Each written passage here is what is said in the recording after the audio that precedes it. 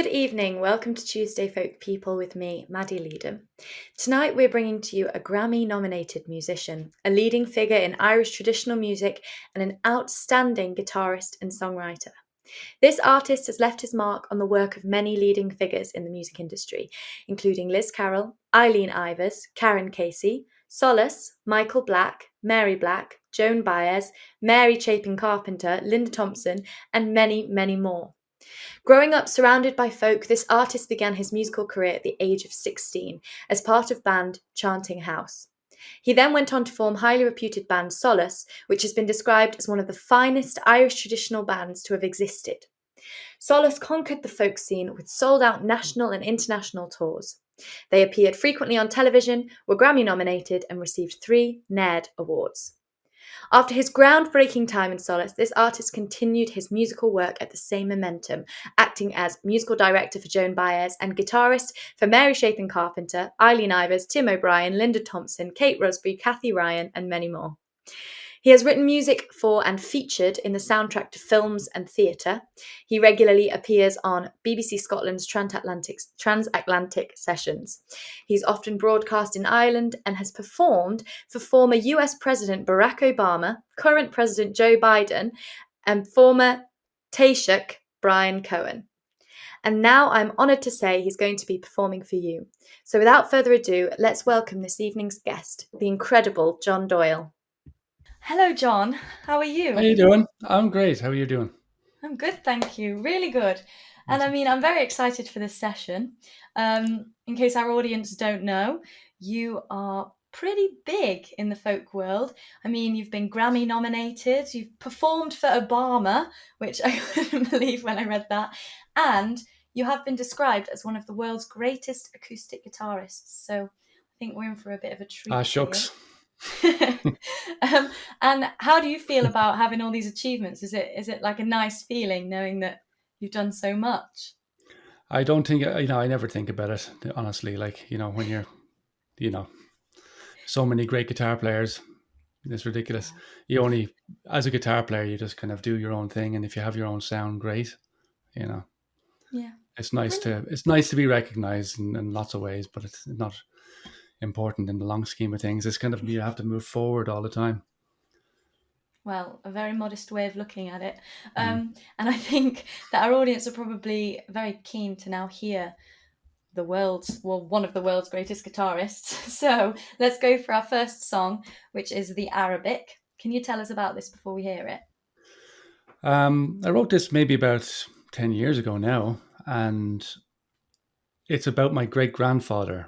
My mother told me a story, not long before that, maybe about 12 years ago, and something that she had never mentioned about her grandfather, who walked from Roscommon right down to Queenstown, took the SS Arabic, which was a White Star Line ship, and it ended up being torpedoed by the Germans in the First World War. It was in the middle of the First World War in 1915, and it got sunk. But he was one of the survivors, and he jumped into the sea and was rescued by a crew of people, but only because a woman kind of saved his life, stretching her hand out and saving him. Otherwise, he would have been dead.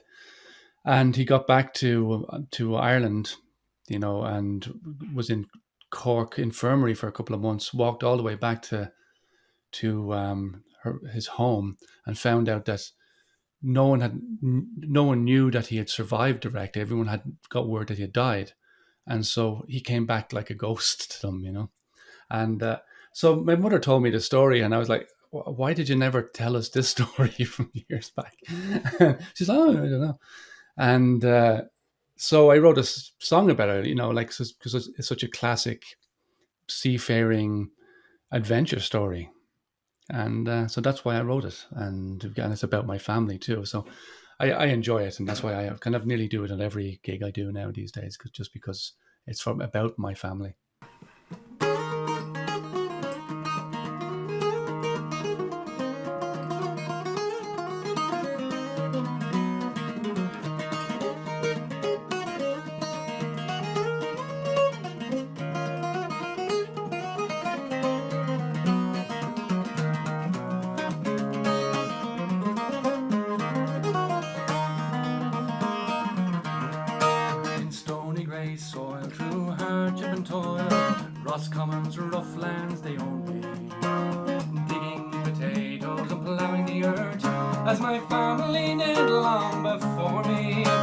swore I would follow, plant my own seed and rise from my knees and stand proudly. America, I swore, or some foreign shore would grant me the life I dreamt of surely. So I saved up the money, my passage to pay, braved the road early one morning. I bid adieu to my family among grief and tears, as I feared that there was no returning. On a white star line I'd soon sail away, although the great war was still raging. We marched a long way, the Queenstown made way, and the Arabic it loomed far above me. Who knows what fate brings, what life has in store? We peered through a looking glass dimly, as I stepped on board and steerage went o'er. Up below decks a dread chill spread over me. At last we weighed anchor, cloud over the main, the last hint of landing slowly. We zigzagged our course for fear of the worst, but the worst plied its course far below me.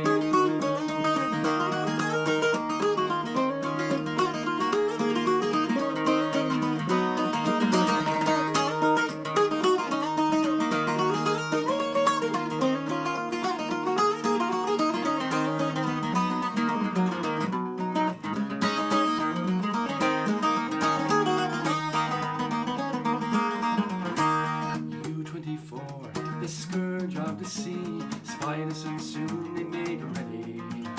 Torpedoes were loose, our ship was reduced to a watery grave, sinking steadily. The lifeboats were cast, the men embarked last, but there was too few for so many. I jumped in the sea as a blast wounded me, and the blood ran thick and freely. While fear and confusion trashing around, dreading the abyss fast approaching, while spying the life of the clumb by its side, but they beat me with oars for encroaching. Still a lady on board took pity on me as I took my last breath and was sinking, grabbing my arm to keep me from harm. She held me and saved me from drowning.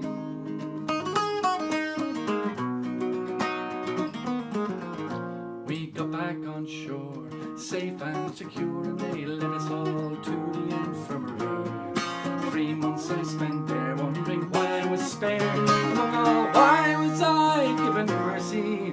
Some live and some die, there's no reasons why. Those spinners weave their webs in mystery. But I'm back on my land, with fate lends a hand, and the roots of Roscommon weave around me.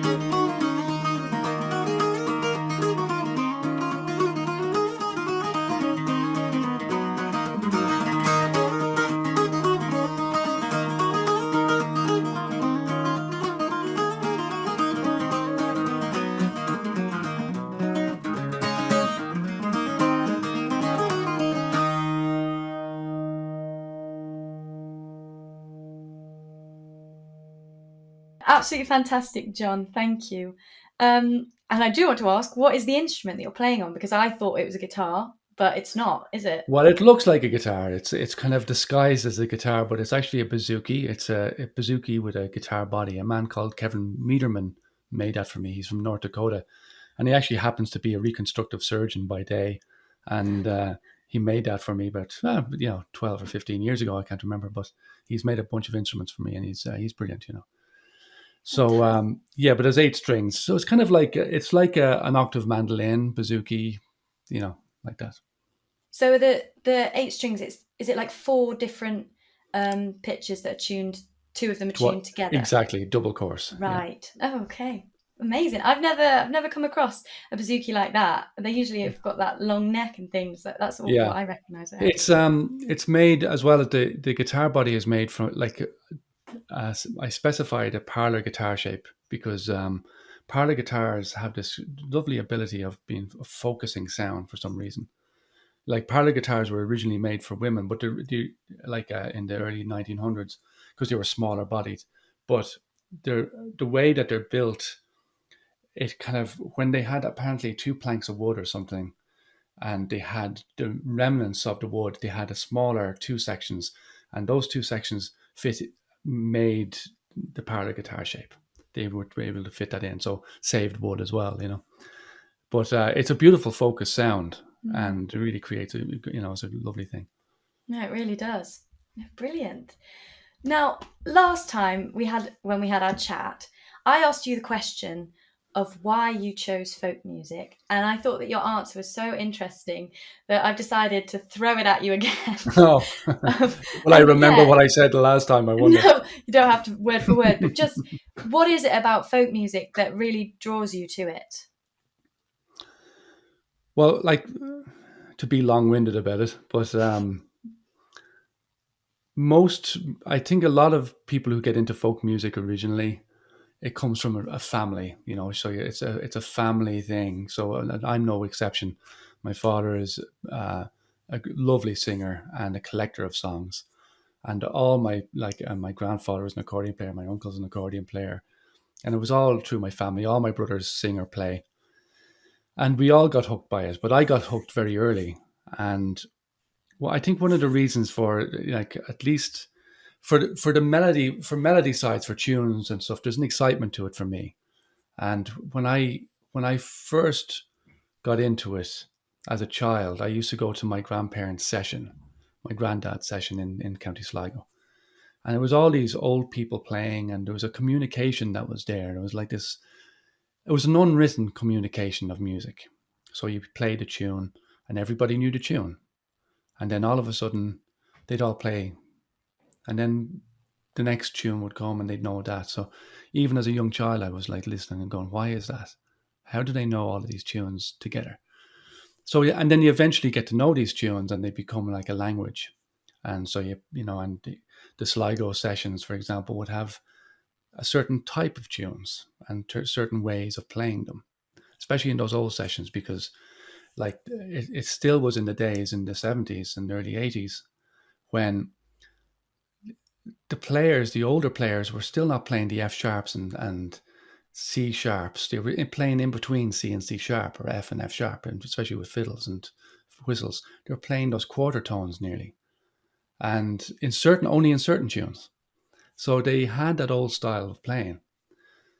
With song, it's a bigger thing because there's a focus of history, and there's a focus of not only history and going back in time, but history becomes the present. And so we all sing these songs, and we might be singing about something that happened 400 years ago or 300 years ago or 50 years ago or 20 years ago. But it's relevant today because similar things are happening as we speak. They're not exactly, but very similar. And so you can always transport them into that world, you know. Early child ballads have a great storytelling ability. They've been honed over hundreds of years to focus the lyric to be exactly what it means to say. And there's all these unwritten meanings behind them. The great songs have several different meanings. Early Irish songs have several different meanings, like the Aisling Gal as the bright woman, you know, the white bright woman who's sad for Ireland, of course, and she's, you know, why is she sad? And this is an idea that Ireland is sad because of the hostilities, etc., etc. So there's all of these things in them, and it brings into focus this idea that we are all connected right down through generations, and so our ancestors are speaking to us. And I believe that we're as I sing this song, I really try and focus that these are my ancestors talking to me. I suppose it's the fact that folk music appeals to the human emotion, doesn't it? It goes for the core emotions of humanity, and that's every generation is going to feel the same emotions. So no matter what is happening in society at that time, you're still going to have jealousy and love. Yeah. And hope and all that kind of thing. And so if that's incorporated into folk music, it's just always going to withstand time because it'll appeal to everyone. Absolutely. And it's like, not that there's not songs being written right now that focus on the same thing. You know, there's still that is happening. Today's music is tomorrow's folk music, if you know what I mean, in a way. So But like, for example, like we talk about an early child ballad, and like we think of anyone, we have several different layers of meaning, but we have this idea that they're great story songs. So there was no TV, there was no we we were taught through song, through stories. And so these stories have, not only the evil guy and the good person and the murder and the excitement. And if you think about people, sitting by a fire and listening to these songs, they would have the moral of, don't go down to the woods, because the man's going to have the penknife, you know, you know what I mean? So, and, the talking parrot or the talking bird, like there's a great song called The False Lady that I sing. I always love the song because it's, you know, this woman, like it's intriguing, there's this woman that it asks this man to go to bed with her, and he says no, and she kills him. And you're like, wow, this is kind of contrary to everything that these songs are, especially when it comes to the Victorian period. Like all of that was, dumbed down, and like that doesn't happen anymore. And but so these songs, like, and then, of course, she starts talking to this parrot, and the parrot is the dead lover's ghost, the reincarnation of the ghost, or her conscience speaking to her. We don't really know exactly what it means. Sometimes when parrots come in, it's her conscience. So when it's different birds, it's different things. And so it's fascinating. Yeah, it is. And we can use these analogies, and we can use these ideas even in modern times, because it speaks to the heart of us. It speaks to the mythos. The idea that Joseph Campbell was talking about is that each one of us has this innate ability to understand myth. It goes into our core because it talks to the innermost part of us. Yeah. And that's what those songs kind of spark. Those songs spark that, for me at least. Yeah. Well, I think it is fascinating, and we have a traditional song that you've done for us, "Polly on the Shore," and we're going to play that now. Do you think that this has, or what emotions does this have that we could relate to today? Well, this is a great, this is one of the great songs I learned originally from a Fairport Convention album, which I like, one of those, I think Fairport 8 or 7 or something. But I always loved their version of it, and so I picked this version. I know Martin Carty has done this, and several people have done this.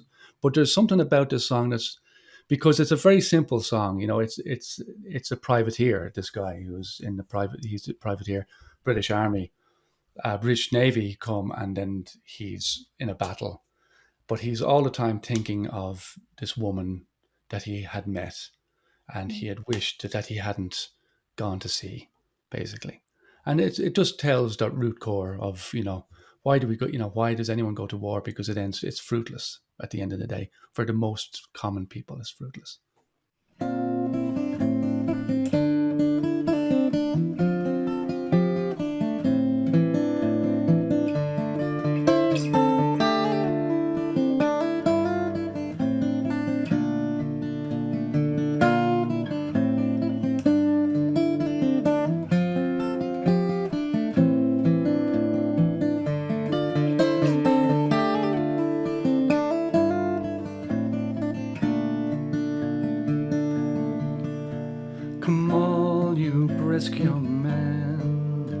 A warning, take by me.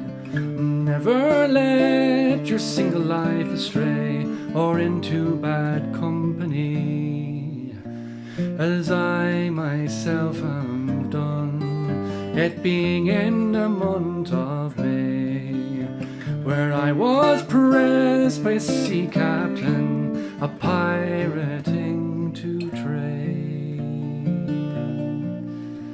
To the East Indies we were bound, to plunder the raging main, and as many as a fine and a gallant ship we sent to a watery grave. At the free port we didn't steer, our provisions to renew, we did spy a British man of war sailing 3 leagues to her two.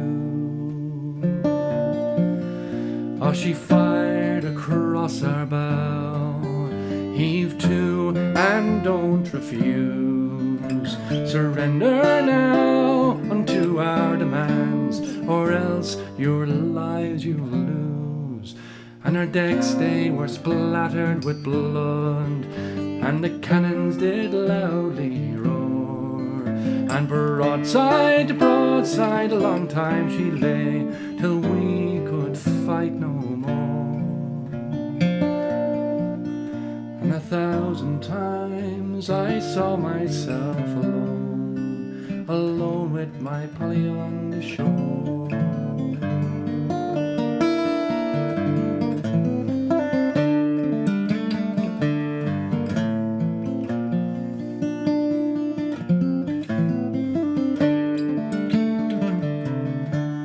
She's a tall and a brisk young girl, with a dark and a rolling eye. And here am I, a bleeding on the deck, and for her sweet sake I would die. Farewell to my family and my friends, and my pretty Polly too. I never would have crossed the salt sea so wide if I'd have been ruled by you. And 1,000 times I saw myself again, all alone with my Polly on the shore.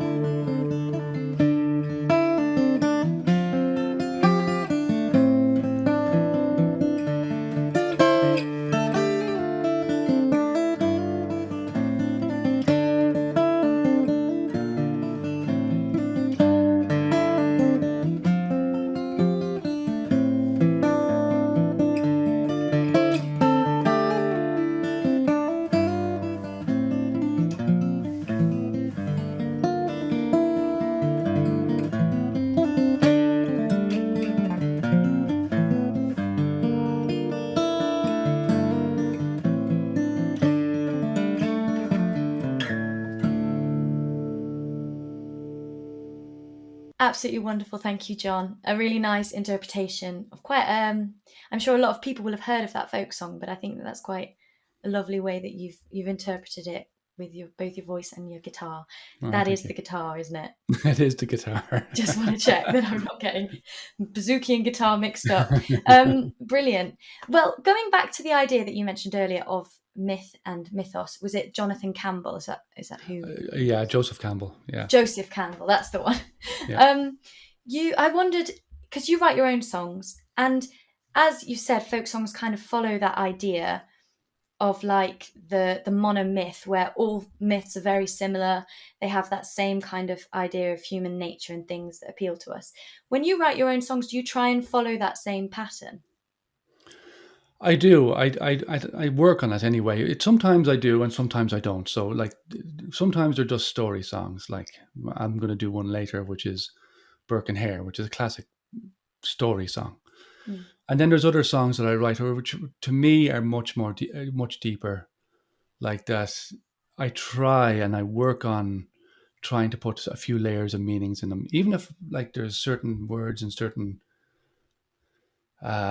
interpretations of words and rhyme that maybe will try and spark something. It's hard to describe, but there is, like there's a song that I wrote that incorporates some of Yeats's poetry, and like Yeats also studied the idea of myth and folklore, and he was like very much involved in that. And so I picked some of his, I cherry picked some of his things and threw some song, this old poem of Amergin's. Amergin was the first poet in Ireland, that they say he was the first poet, and he was one of the sons of Mill, one of the Miletians. And as they were coming to Ireland, the Druids from Ireland created a mist all around the country to obscure it from view, because they didn't want, it was too beautiful to be seen by anybody except them. And try as they might, the Milesians couldn't find their way into this country and so finally the king of the Milesians said, is there anyone can cut through this fog? And that, the great analogy is the poet speaks the poet, and he says, I can cut through this fog with my poem. And that's, what a great idea. Like, we can cut through the obscurity through words. And so he recites this very animistic poem. It's, I am the moon, the stars, I am the deer that goes through the forest, I am the head of the spear, I am the Godhead, all of these things. And it keeps on going like that. It's absolutely beautiful. And of course he finishes, and the clouds part, and they go in and invade the country. So the idea, that's the idea, that we, like, that poetry cuts through to the heart and to the core of who we are. And that even in those early times they knew this. And that's why in Ireland, you had the king, you had the filly, who was nearly next in power to the king, and you had, the filly, you had the druid, and you had these specific things. The kings were very afraid of the poets, because they had this great thing called satire, and they used to go from town to town and go to house later on, but town to town and lordship to lordship. And they would sing either praises of the king, the last king that they were with, or they wouldn't. And basically there was kind of this word of mouth kind of gossiping poetry that they came up with that was really powerful. So it kept these kings in check to a degree. It really plays into that idea of, is it the pen is sharper than the sword or something? I don't know if I've said exactly, it right. Exactly.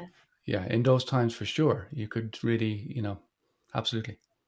Oh, I love that. Well, anyway, in the presence of time, I'm going to go on to our third song now, which is a tune, actually, not a song. And you wrote this, didn't you? Alone Together and Two Reels Unnamed. Can you tell us what this is about? Well, I wrote the slow tune just about maybe April or May of last year. So it was just right in the heart of the virus, and the lockdown in America anyway.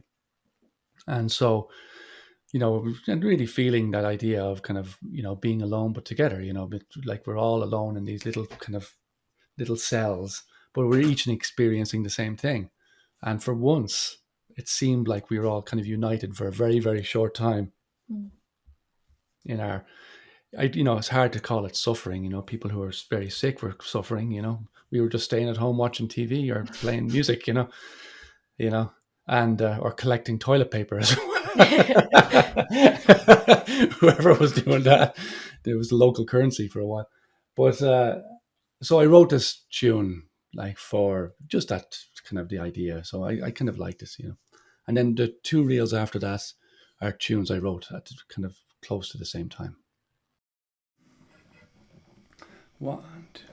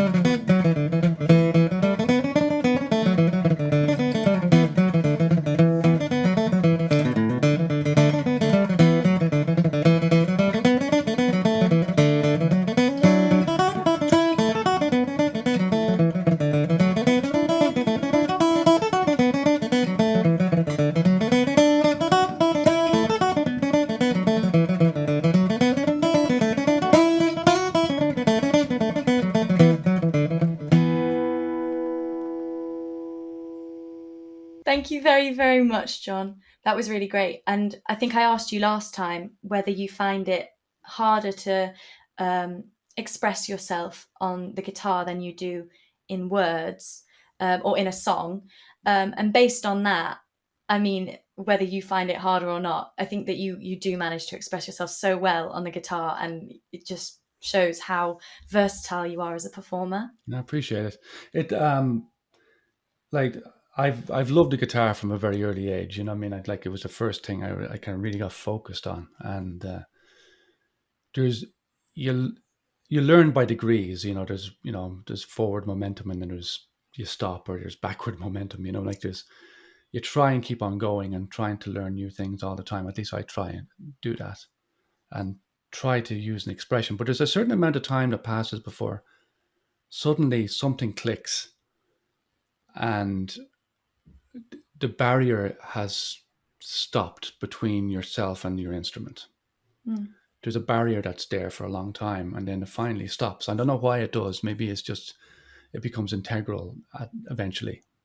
So, and then when that happens, when you find that you're blocking yourself again, you know the pathway to stop it. Does that make Yeah. any sense? Yeah, no, it So, does. so it's great. It's a great feeling to be able to just kind of be present and play rather than any form of ego being involved. Yeah. And that's that's the core of all of music, I think, is trying to like just let go of the ego. It's not about you. No, not you, me. It's not about me. But you know, it's not about the person playing. It's about what comes through and comes out. That's it. Yeah. And if Well, you that's what I was going to if you can let ask. that happen, you know what I mean? Yeah. Then it's and when you're singing, there is no barrier. So everything is expressed, no matter what. So even if you're, it's a strange thing. If you're upset, your voice will you'll be upset. If Mm. you're like anything like that, you'll everything will be stuck here, as you know. So you have to work doubly hard doing that. So I'm a guitarist second. No, I'm a guitarist first. I'm a singer second. In the at the end of the day. Yeah. Do you think that folk music almost makes it slightly easier to detach from that idea of, so if I'm stressed and I try and sing a classical song, I can barely get it out because I'm just so tense. Yeah. But with folk music, it's so much a story often, that do you think it's easier to detach the song from yourself in a way, and then you are suddenly immersed in the story and you forget your troubles around you and instead are thinking about this story? I think there's do you know, like there's what we would call me songs, you know, like which are ego based songs, like which are all good. I don't, but it's there is a certain and there's those type of songs like Loving Hannah, for example, is a beautiful song. You know, I mean, there's such great songs in that type in traditional music too. Um, but you're, you know, I went to church on Sunday, my love she passed me by. I knew her mind was changing by the roving of her eye. You know, so that's what a beautiful condensed line, you know, Mm. 4 lines. It's just beautiful. And it tells a full story right there. And we all try to get to that space. But sometimes it's easier when you're imagining a person rather than imagining yourself, you know. So yeah, the idea of imagination is kind of inherent. I've played with a bunch of great singers and players, and nearly all of them that I've talked to have that expression of saying they they they imagine it in their minds and it comes out. Mm. It makes sense. They Yeah. imagine it, so there's kind of an imagination of being in the position of that person as a traditional musician. You have to do that because you're not going to be, you know, swashbuckling on the sea. You know what I mean? You're not a pirate. You know what I mean? Like, it's not good. Unless you really want to be, you know, you can go to, you know, places. But the idea is that we can cut to the core of it, like in Pretty Polly is saying, I can imagine being gored by a, you know, being on board a ship. I can imagine being like a being in battle, and I can imagine dying, and I can imagine someone that I love, and I can imagine wanting to be there instead of there where I am. So you can imagine all of that, and all of a sudden it becomes emotive, Yeah. you know. So, but the trick is not to get it too emotive, or else you can't finish the song. Yeah. So there has to be a line of separation somewhere too, you know. Yeah, that's very interesting. And you mentioned earlier that you worked with so many of the greats, which I've read. It's like Joan Baez and Mary Black and all these sorts of people. And do you find that with all of these different people, is it different depending on the performer how they approach it? Is it some like universal way to go about interpreting a traditional song? I think there's all sorts of ways, but I do think at the end of the day, it really you're trying to cut to the core of the song. So you try and get to the emotional part of the song. Otherwise, there's no point. Like say with folk songs, with historical songs. So I'm learning or relearning a few songs of Napoleon songs. You know, and I have particular love for those. I don't know why. You know, there's so many, but it's songs about Napoleon. There's the deeds of great Napoleon I'm going to relate. He was a gallant Corsican as ever stood on Europe's land. So there's this, you know, it's a real historical song, but you're trying to imagine. I'm trying to imagine, for example, like the idea of being in 1814 or 1816, just when after Waterloo, and your hero is gone. Like for the Irish, he was a hero. Mm. For the English, he wasn't. You know, obviously. So, but there's so many songs about him now. Like Joan Baez, she would do the same imagery. Um, Mary Chapin would do the same. I think Mary Black does the same. I'm not sure, you know. But each one of them would definitely have this idea that they are the vehicle for expression. Mm. It's not about them; they're the vehicle for it. And Joan is very much about that. The idea of that. It's and you know, Joni Mitchell talks about it too. The idea of we have our center, we have basically an aerial on our heads, and we are communing with our ancestors when we sing songs, and we are communing, and we let it speak through us, and that's the huge and unbelievable. You know, I wouldn't say unbelievable. I would say the amazing expression of music. Never mind traditional music, but music in general. That we can do that. We are communing with the spirits. Yeah, that's a lovely sentiment. I really like that. And Yeah. I mean, it's something that I'm really trying to work on. So all of this is just fantastic for any prospective folk musicians out there who are trying this. It's all just great advice. So I really hope But say our for audience. one kind of a good lesson of trying to do that is obviously going towards your own family. So if you have someone that you love that has passed on, go through them. Yeah. You know, go through them and then sing the song as if they're singing it. And that's like it's very hard sometimes. It's very, but it gets to the core.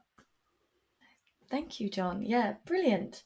I am really sorry, but we have unfortunately run out of time. It's such a I've talked shame. out. I've talked you out. It's okay. But we've got one final song before you go. And before we hear about this song, I just want to say a huge, huge thank you for joining us here at Home Stage. It's been fascinating talking to Well, you. I'm So so glad thank that you. you're all doing this. You know, it's really important to do, and I'm so happy to be part of it. So thank you. Thank you, John.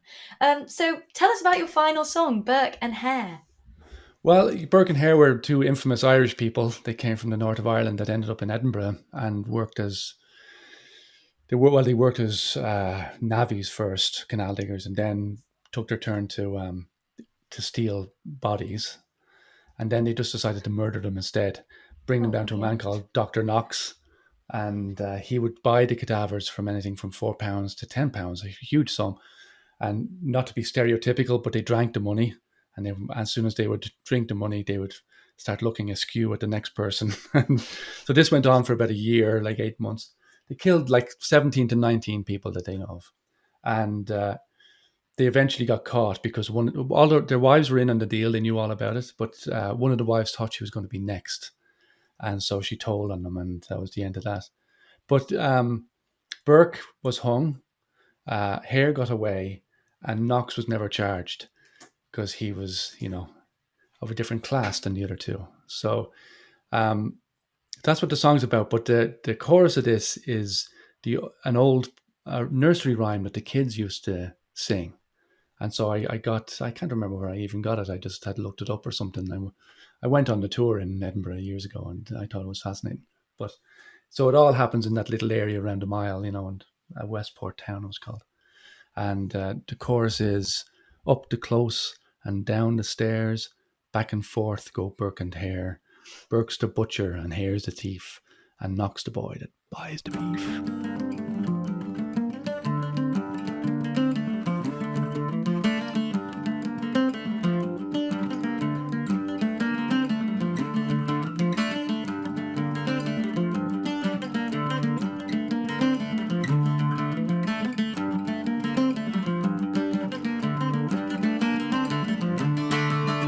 Gentlemen and ladies round the Royal Mile, wearing nothing but their best, going out in style, down in Tanner's Close, in the slums of Westport there. Shadows in the dark are lurking on the square, up the close and down the stairs. Back and forth go Burke and Hare, Burke's the butcher and Hare's a thief, and Knox the boy who buys a beef.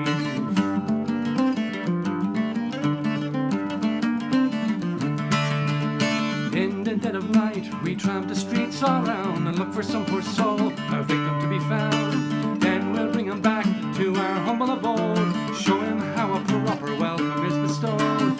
Up the close and down the stairs, back and forth go Burke and Hare. Burke's the butcher and Hare's a thief, and Knox the boy who buys a beef.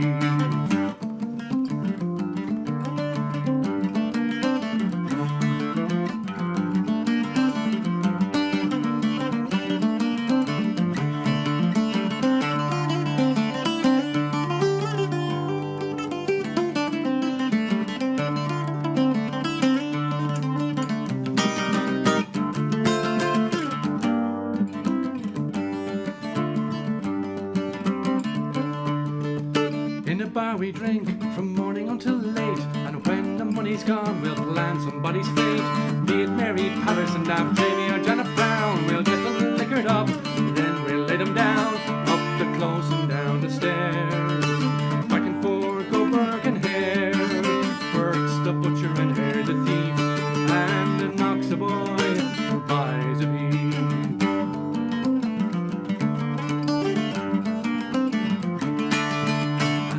Is done, it's in the box we'll stow to Knox and Surgeon Square, get our cash and go. Then he will proceed with surgeons all around to lay them on the slab and then get knuckled down, up the close and down the stairs. Back and forth go Burke and Hare, Burke's the butcher and Hare's a thief, and Knox the boy who buys the beef. Up the close and down the stairs, back and forth go Burke and Hare, Burke's the butcher and Hare's a thief, and Knox the boy who buys the beef.